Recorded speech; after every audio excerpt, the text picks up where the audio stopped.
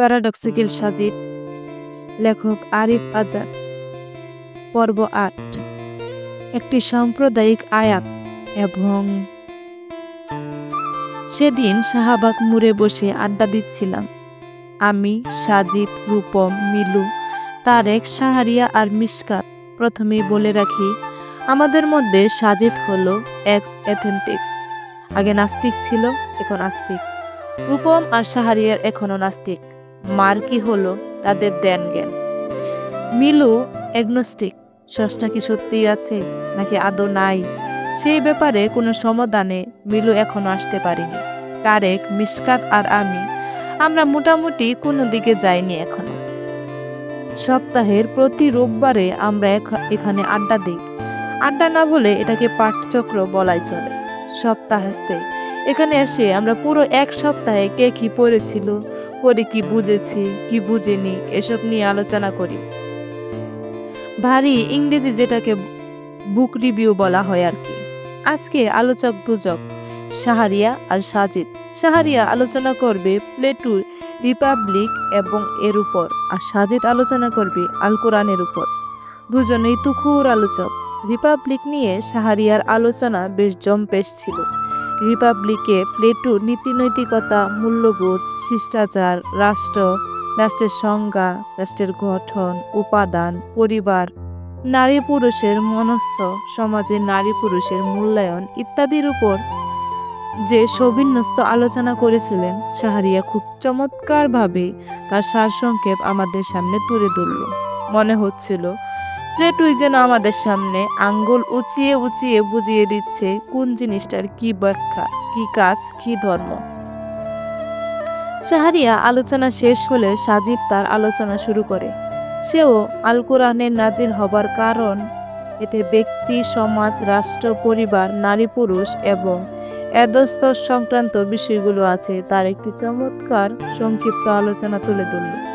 আলোচনা শেষ করার আগে সাজিদ এই বলে শেষ করল যে আল কোরআন নাজিল হয়েছে সমগ্র মানবজাতির জন্য। এটি যে শুধু মুসলিমদের জন্য তা নয়, আমাদের সুশীলীয় পরিভাষায় যেটাকে অসাম্প্রদায়িক বলে আর কি। এইটুকু বলে সাজিদ থেমে গেল। দুজনেই আলোচনায় বেশ প্রফুল্ল ছিল, কিন্তু গন্ডগোল পাকালো রূপম। সাজিদ আল কোরআনকে অসাম্প্রদায়িক কিতাব বলেছে, এটা সে মেনে নিতে পারেনি। বলেনি রূপম সাজিদের ক্লাসমেট, তাই দুজনের মধ্যকার সম্পর্কটি আমি তুমি বা আমি আপনি নয়, তুই তুকারির সম্পর্ক। রূপম খুব অবজ্ঞতার সুরে সাজিদকে উদ্দেশ্য করে বলল, কুরআন অসাম্প্রদায়িক, এটাও আমাকে শুনতে হলো, হা হা হা। সাজিদ বলল, হ্যাঁ অবশ্যই। এরপর রূপম বলল, কুরআন সাম্প্রদায়িক আয়াত মনে হয় তুই এখনো পড়িসনি, তাই জানিস না। আমি না পড়ে থাকলে তুই পড়ে আমাকে শোনা, সাজিদ বলল। রূপম ইংরেজি সূরা আল ইমরানের 118 নং এবং আল মায়েদার 51 নং আয়াতটি পড়ে শোনালো, যাতে অনুবাদ করে পড়ল। সে বলল, on you who believe, do not take for in time friend for among other than your own people. হে বিশ্বাসীরা, তোমরা মুমিন ব্যতীত অন্য কাউকে বন্ধুরূপে গ্রহণ করো না। দেখ, কুরআনই তাদের বলেছে আমাদের মানে অমুসলিমদের বন্ধুরূপে না নিতে, আর তুই বলে বসে এখানে কুরআনকে অসাম্প্রদায়িকতার সার্টিফিকেট দিচ্ছিস। হাস্যকর না? এটা অসাম্প্রদায়িকতার নতুন সংজ্ঞা বুঝি। এটা অসাম্প্রদায়িকতার নতুন সংজ্ঞা বুঝি। অমুসলিমদের বন্ধু বানাবানা, খবরদার, হা হা হা। আমি একটু চিন্তায় পড়লাম। অজ্ঞতার সুরে বললেও রূপমের কথা একেবারে ফেলে দেওয়ার মতো নয়।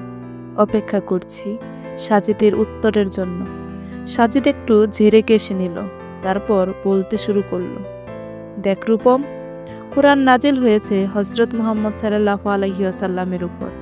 এখন কুরআনের আয়াতগুলোকে আমাদের বুঝতে হলে ঠিক সেইভাবে যেভাবে মুহাম্মদ সাল্লাল্লাহু আলাইহি ওয়াসাল্লাম বুঝিয়েছেন। প্লেটোর রিপাবলিক তুই তোর মন মতো ব্যাখ্যা করতে পারিস না, বুঝে নিতে পারিস না। তোকে ঠিক সেইভাবেই বুঝতে হবে যেভাবে প্লেটো বুঝিয়েছে। এইটুকু তো কমন সেন্সের ব্যাপার, তাই না? রূপম বলল, এখন কোরআনকে আমরা যেভাবেই বুঝবো সেভাবেই বুঝবো, যেভাবে মুহাম্মদ সাল্লাল্লাহু আলাইহি ওয়াসাল্লাম বুঝিয়েছেন। প্রথমে তুই যে আয়াতের কথা বললি সেই আয়াতে আসি। এই আয়াতে আল্লাহ আমাদের বলেছেন অমুসলিমদের বন্ধু হিসেবে গ্রহণ না করতে। এখানে আল্লাহ তাআলা বন্ধু শব্দটার জন্য অ্যারাবিক ওয়ার্ডটি ব্যবহার করেছেন, তা হলো আউলিয়া, রাইট? রূপম বলল, হতে পারে। আমি আরবি বুঝি না। রূপমের আরবি বোঝার কথাও না, সে হিন্দু ফ্যামিলি থেকে উঠে আসা। ব্লগে মুক্তমনা তথা নাস্তিকদের লেখা জুখা পড়ে কোরআন নিয়ে যা একটু জানে। সাজিদ আমাদেরকে উদ্দেশ্য করে বলল, আরিফ, মোবাইল খুলে কোরআনের অ্যাপস থেকে আয়াতটি তেলাওয়াত করে শোনা। আমি শোনালাম। রূপম বিশ্বাস করল যে সেই আয়াতে বন্ধু শব্দের জন্য আরবি আউলিয়া শব্দই ব্যবহার করা হয়েছে। সাজিদ বলল, শুনলি? হ্যাঁ।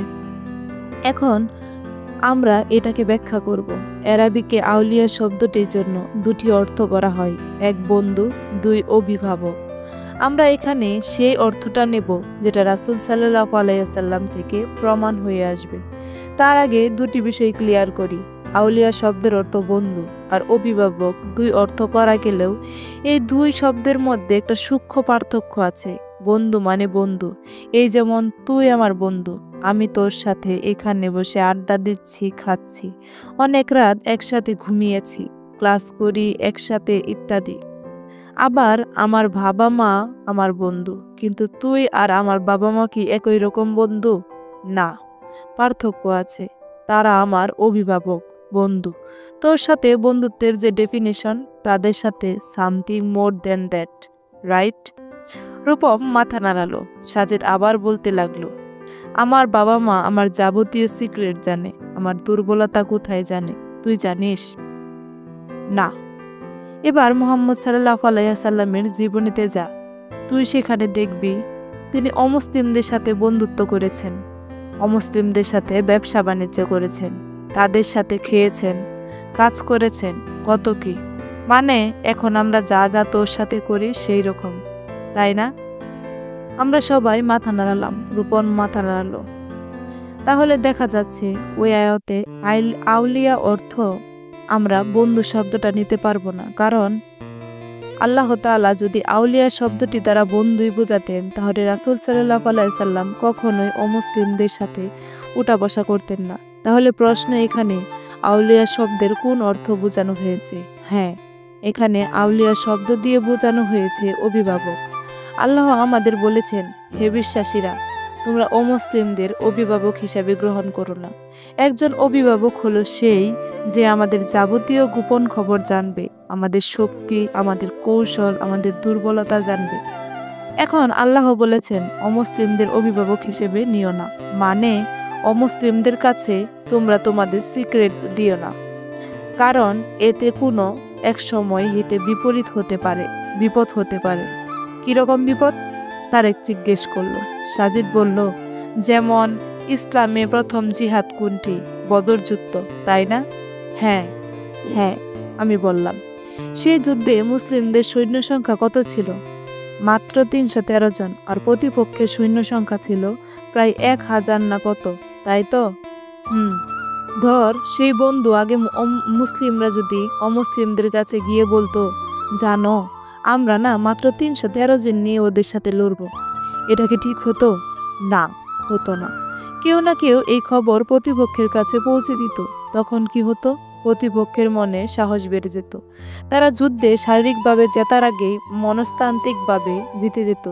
এটা কি শুভ হতো? আজকের দিনে কোনো দেশ কি এই ফর্মুলা অ্যাপ্লাই করবে?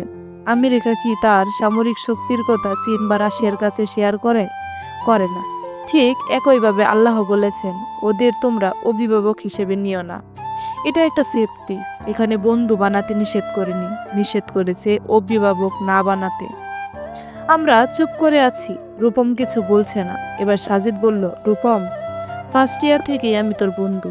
আমাদের বন্ধুত্বে আজকে 4 বছর চলছে। এই 4 বছরের বন্ধুত্বে তুই কোনো দিন আমাকে তোর ব্যাংক অ্যাকাউন্ট নম্বর দিয়েছিস? হা হা হা, দিসনি। তোর ক্রেডিট কার্ডের গোপন নাম্বার কোনোদিন আমায় বলেছিস? বলিসনি। এমনকি কোনোদিন তোর ফেসবুক পাসওয়ার্ডটি তুই দিলি না বেটা। হা হা হা। কেন দিলি না? কারণ আমি তোর বন্ধু, তোর অভিভাবক নই। এখানে কি আমি তোকে বলতে পারি রূপম, তুই বেটা আস্ত একটা সাম্প্রদায়িক ফ্রেন্ড বলতে পারি? হা হা হা। সাজিদ রূপমের মুখের দিকে চেয়ে আছে কোনো একটি উত্তরের আশায়। রূপম কিছু না বলে ফিক করে হেসে দিল। মনে হচ্ছে সাজিদের কথায় সে খুব মজা পেয়েছে।